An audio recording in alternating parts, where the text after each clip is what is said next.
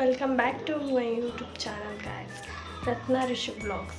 ಯಾರೆಲ್ಲ ಸಬ್ಸ್ಕ್ರೈಬ್ ಮಾಡದೆ ನೋಡ್ತಿದ್ದೀರಾ, ಪ್ಲೀಸ್ ಒಂದು ಸಬ್ಸ್ಕ್ರೈಬ್ ಮಾಡ್ಕೊಂಡು ನೋಡಿ. ಕಡಲೆ ಹಸಿಟ್ಟು ಸಬ್ಸಿಗೆ ಸೊಪ್ಪಿಂದ ಈಸಿಯಾಗಿ ಮಾಡುವಂಥ ರೆಸಿಪಿನ ಇವತ್ತು ನಿಮ್ಮ ಜೊತೆ ಶೇರ್ ಮಾಡಿ. ಈ ರೆಸಿಪಿಗೆ ಏನೇನು ಬೇಕು ಅಂತ ನೋಡ್ಕೊಳ್ಳೋಣ. ಸಣ್ಣದಾಗಿ ತೆಂಗಿನಕಾಯಿನ ಕಟ್ ಮಾಡ್ಕೊಂಡಿದ್ದೀನಿ. ಕಡಲೆ ಹಸಿಟ್ಟು, ಎಣ್ಣೆ, ಈರುಳ್ಳಿ ಸಣ್ಣದಾಗಿರೋ ಹೆಚ್ಚಿರೋದು, ಖಾರದ ಪುಡಿ, ಅರಿಶಿನ, ಉಪ್ಪು, ಸೊಪ್ಪಿಗೆ ಸೊಪ್ಪು.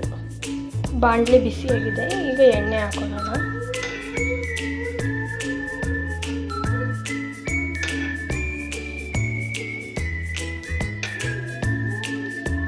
ಮೂರು ಸ್ಪೂನ್ ಎಣ್ಣೆ, ಈ ಕಟ್ ಮಾಡ್ಕೊಂಡಿರೋ ಈರುಳ್ಳಿ, ಒಂದು ಈರುಳ್ಳಿ ಸಾಕು.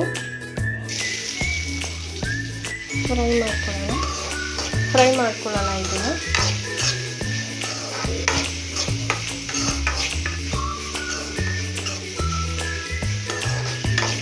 ಡನ್ ಬ್ರೌನ್ ಆಗೋವರೆಗೂ ಫ್ರೈ ಮಾಡ್ಕೋಬೇಕು.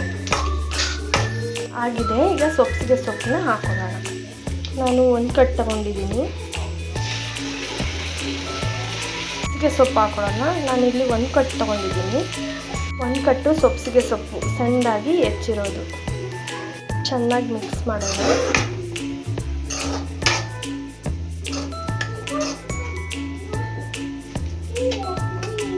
ಸೊಪ್ಪಲ್ಲಿ ನೀರಿರೋದೆಲ್ಲ ಹೋಗಿ ಅಲ್ಲಿವರೆಗೂ ಫ್ರೈ ಮಾಡ್ಕೊಳ್ಳಿ. ತೆಂಗಿನಕಾಯಿ ಹಾಕೊಳ್ಳೋಣ ಈಗ.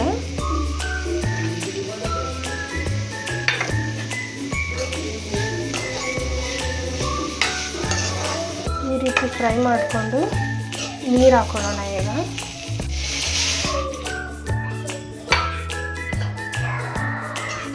ಒಂದೆರಡು ಗ್ಲಾಸ್ ನೀರು ಹಾಕೋಣ. ಸ್ವಲ್ಪ ಉಪ್ಪು, ರುಚಿಗೆ ತಕ್ಕಷ್ಟು ಉಪ್ಪು, ಸ್ವಲ್ಪ ಅರಿಶಿನ, ಖಾರದ ಪುಡಿ 2 ಸ್ಪೂನು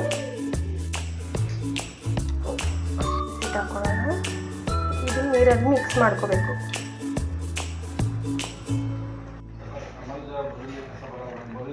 ಈ ರೀತಿ ಕುದಿಬೇಕು. ಕಡಲೆ ಹಸಿಟ್ಟು ನೀರಲ್ಲಿ ಮಿಕ್ಸ್ ಮಾಡಿರೋದು ಇದರಲ್ಲಿ ಹಾಕೋಣ.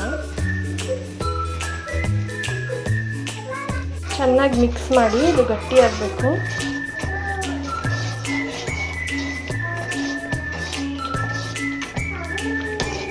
ಇದು ಗಂಟಾಗಬಾರ್ದು, ಮಿಕ್ಸ್ ಮಾಡ್ತಾನೆ ಇರಬೇಕು.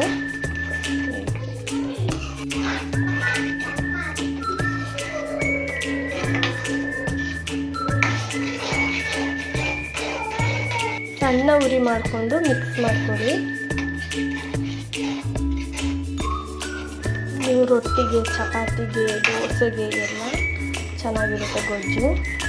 ನಮ್ಮ ಕಡೆ ಇದು ರೊಟ್ಟಿಗೆ ತುಂಬ ಜಾಸ್ತಿ ಮಾಡ್ತೀವಿ ನಾವು. ಇದನ್ನು ಹಳನ್ ಅಂತ ಕರಿತೀವಿ ನಮ್ಮ ಕಡೆ. ಈ ಆಡಿಸ್ತಾನೆ ಇರಬೇಕು, ಇಲ್ಲಾಂದರೆ ಇದು ಗಟ್ಟಿಯಾಗಿಬಿಡುತ್ತೆ, ಇಲ್ಲ ಗಂಟಾಗುತ್ತೆ. ಚೆನ್ನಾಗಿ ಕೈ ಆಡಿಸ್ತಾ ಇರಬೇಕು ಗಟ್ಟಿ ಆಗೋವರೆಗೂ. ಕಡಲೆ ಹಸಿಟ್ಟು ಹಾಕಿದ್ರಿಂದ ಸ್ವಲ್ಪ ಗಟ್ಟಿ ಬರುತ್ತೆ. ಸೊಪ್ಪಿಗೆ ಸೊಪ್ಪು ಎಷ್ಟು ಹಾಕ್ತೀವೋ ಅಷ್ಟು ಚೆನ್ನಾಗಿರುತ್ತೆ. ಟೇಸ್ಟು ತುಂಬ ಚೆನ್ನಾಗಿ ಬರುತ್ತೆ. ತೆಂಗಿನಕಾಯಿ ಇಲ್ಲ, ಬಾಯಿ ಸಿಗ್ತಾ ಇರಬೇಕು. ರೆಡಿಯಾಗಿದೆ ನೋಡಿ. ನಮ್ಮ ಕಡೆ ಇದು ಹಳನ್ ಅಂತ ಕರಿತೀವಿ. ಚಪಾತಿ, ರೊಟ್ಟಿ ಜೊತೆಗೆ ಚೆನ್ನಾಗಿರುತ್ತೆ. ಬಿಸಿ ಬಿಸಿಯಲ್ಲಿ ತಿನ್ನಬೇಕು, ಮಕ್ಳಿಗೂ ಇಷ್ಟ ಆಗುತ್ತೆ. ನೀವು ಮನೆಯಲ್ಲಿ ಈ ರೆಸಿಪಿನ ಟ್ರೈ ಮಾಡಿ ತಪ್ಪದೆ ಕಮೆಂಟಲ್ಲಿ ತಿಳಿಸಿ.